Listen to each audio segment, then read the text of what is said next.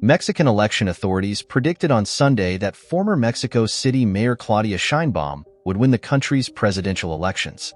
Sheinbaum will become Mexico's first female president. Sheinbaum, from the ruling Morena party, faced his rival, Xochitl Galvez, who is supported by a coalition of opposition parties in the elections.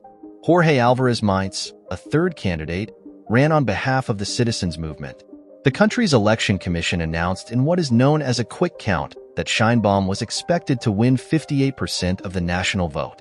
With more than half the votes counted, that prediction appeared to hold true. Galvez came in second place.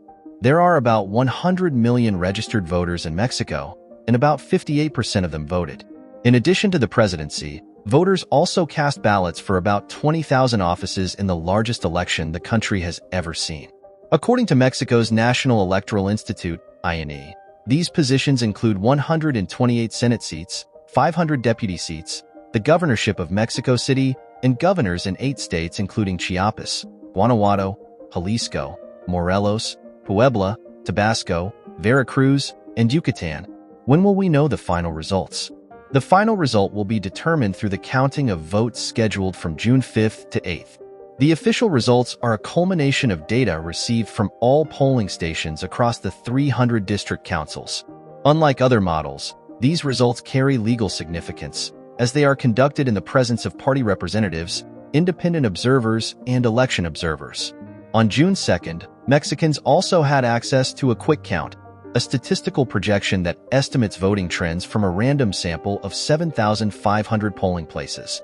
On the same date, the National Elections Institution also launched the Preliminary Election Results Program, PREP, a system that collects and disseminates data recorded by polling station officials. When will the new president take charge of Mexico? Mexico's newly elected president will be inaugurated on October 1st, 2024, 4 months after Election Day. This is the first time that the inauguration will take place on October 1st instead of December 1st, after the election law was changed in 2014. Besides the presidency, what other races are closely watched? Other than who will be the country's next leader, the race for Congress remains the most important.